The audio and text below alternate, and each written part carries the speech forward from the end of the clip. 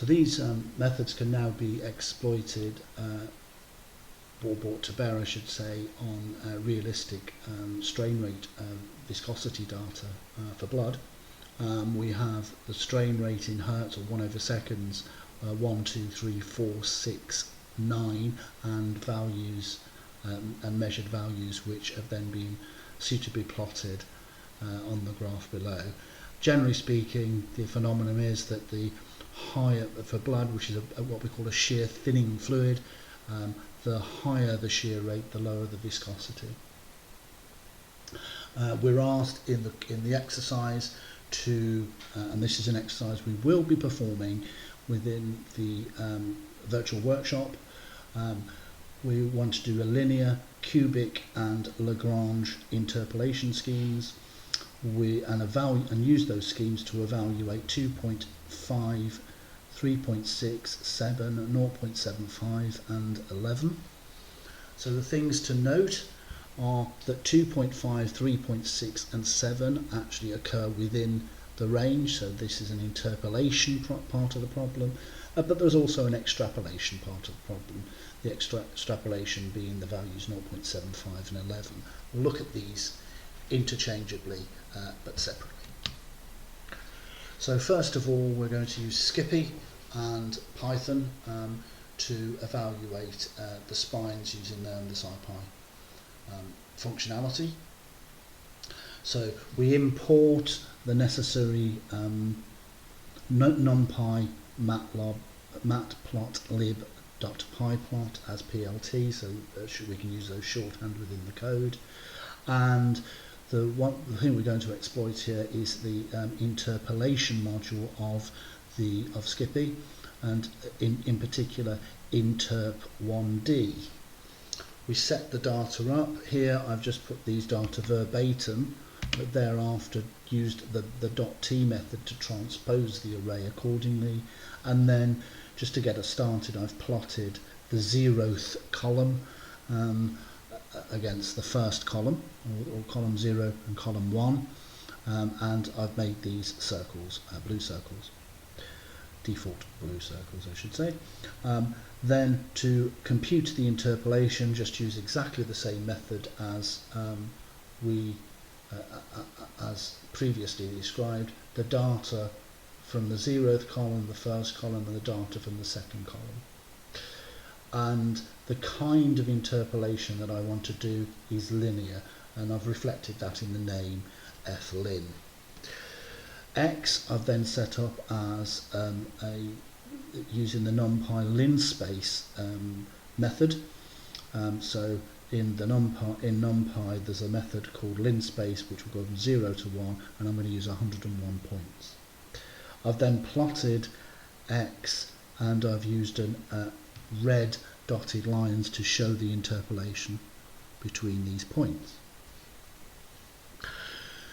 The next method that I've used is the Lagrange, and the Lagrange is relatively straightforward. You just say P Lagrange, which is the name of the function you want the Lagrange method to output, and simply give it the data. I've then plotted X against the P Lagrange, and I've done that in blue, so we can see the Lagrange one here in blue, which is interesting. Certainly got some polynomial, what known as polynomial wibble at the ends, though at the lower values it seems to be giving similar values to the red, which is the linear interpolation method. And of course there's no guarantee whether this is correct. In fact, we know it's probably not correct because of the nature of the physics, and in fact this is probably not correct as well. More on that when we talk about least squares next week. And finally, to use the interpolate for the spline, it's a two-stage process. The first one is to get the spline representation, which is SPL rep, or spline representation, and then there's a spline evaluation function. So first we need a spline representation, which is a particular object, a spline object within Python, which is returned by the spline representation function, which only requires the data analogous to the Lagrange function in that it just needs the 2 rows of data there, or columns of data I should say in this particular case. And then we've plotted, but this time we've used the spline evaluation, and I've used x given the spline which we've generated, and we've plotted that nicely in green so we can see the spline representation. For the interpolations, relatively simple. All we need to do now is set up another or overwrite x, I guess, at 2.5, 3.6 and 7 values, and then just ask it to plot x given f lin, p lang, and evaluate the spline at x given the spline representation. So for the interpolation points, or the interpolation approximations on this particular plot and this Skippy plot, I have put these in as red x's. So we'll see one. So one's at 2.5, so it's actually there. One's at 3.6, which I guess is there, and then of course the other one, the final one's at 7. Moving on, the blue squares represent, so there's one there, there's one just under there that you see very close representations, and one there are for the Lagrange approximations, and the spline representations are very close at this low value and at the second value of 3.6, but at high value you get a large difference between each of the interpolation functions for the value at 7, and moreover you can see that the spline and linear functions are closer. There's a lot of polynomial wibble with respect to Lagrange, and that is that seems to be the nature of the Lagrange interpolation. So to use Lagrange interpolation, it's always beneficial to have the points quite close together. These can of course be verified using the schemes available in MATLAB or Scilab, the details of which are relatively straightforward. Here I've put the points in as a variable p, and I've used the transpose ping, the single quote, to transpose it instead of using the transpose operation in something like Python. And this time the xinterp, which is the interpolate, the values I'll interpolate x at, I've made those for x min and x max. So I'll go from the minimum x value and the minimum y value of p, the first columns, and I've used 101. I've used a spline representation, and I've used something called the fast Fourier transform to get that spline representation, and I've also used a y natural spline representation of that. So x interpolation p, and using the values of x, so this is the interpolation. These are the x and y values I want to use as the points to interpolate between. df is the output of the spline function, analogous to what we did in Python moments ago, and I've asked for a natural one. I've done exactly the same and asked for a linear one, so one's I guess cubic and the other one's a natural spline, and then we've plotted these on the same plot to get this interpolating function between. So again, still quite a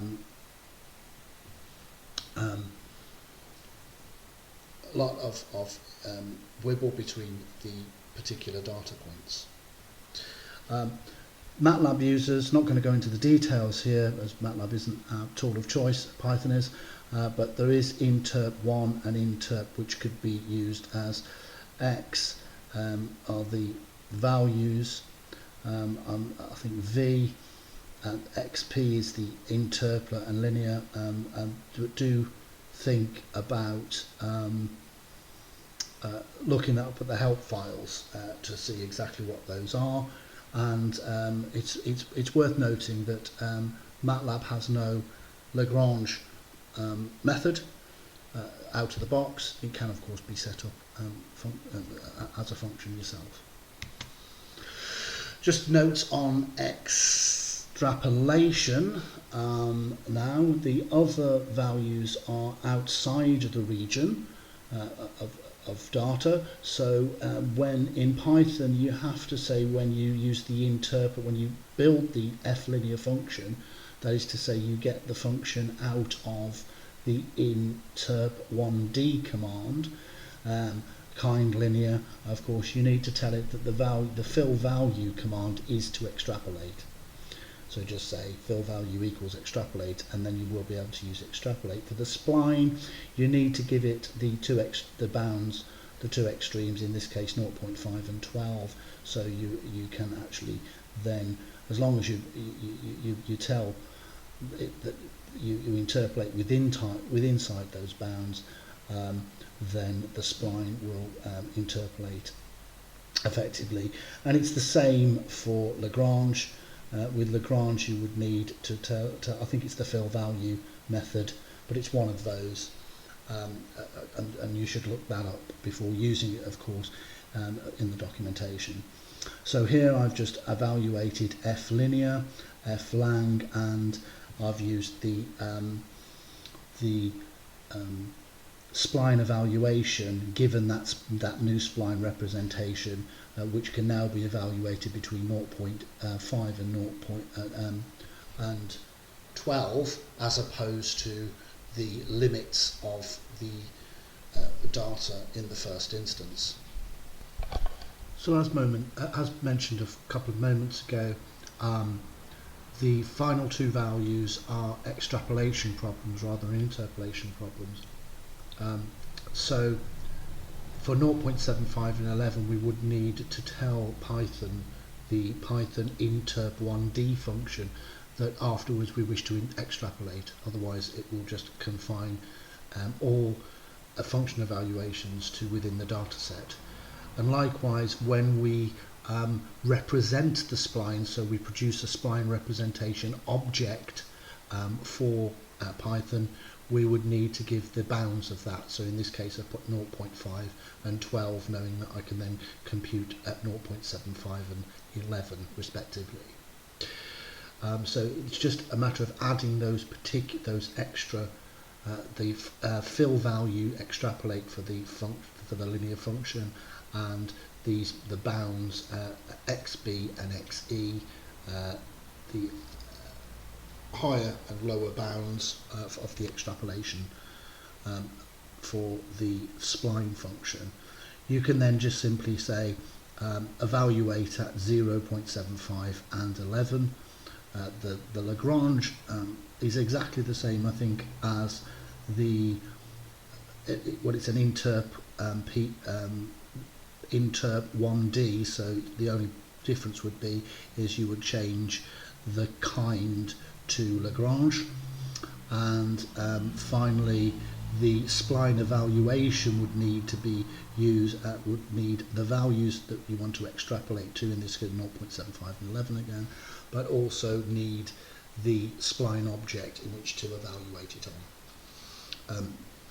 So interestingly, for the low value 0.17, there still are significant differences, but they are closer. And then of course for the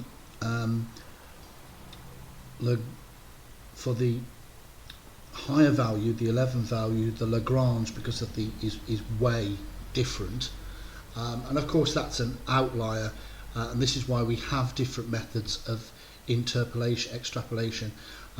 Surely we'd think it's about between 8 and 9 would be, or 8 and 10 perhaps, would be a reasonable approximation, with this being an outlier, especially since it's an outlier also on the low value interpolation. And of course, if in doubt, we would look to using another code. So here's how the extrapolation works with using the interp1 in Scilab, for instance. simply use the data 1 and data 2, give the values linear, and this time just produce another string which is called extract, to say you need to extrapolate these values. Quite straightforward. For the spline, again, two-stage process to a certain extent. We compute the spline object using the fast, and then we use the interpolation value given the spline to compute the values of the extrapolated values into the third column there. So one's linear, one's spline, and one's using the fast Fourier transform in this case, so it's a fast. In MATLAB, slightly different kind values, I guess. Linear, p-chirp and spline. More details of those can be found from the help files. These are analogues rather than exact comparisons here, but for the linear one they're all exactly the same, which fills me with confidence. And then if we look at the Lagrange to the p-chip, the p-chip seems to give it a better approximation at the top end for both the Scilab and the MATLAB computations. And then finally the spline gives us almost exactly the same answers. In fact, MATLAB and MATLAB and Python give us the exact same answers, or to 1 degree of accuracy.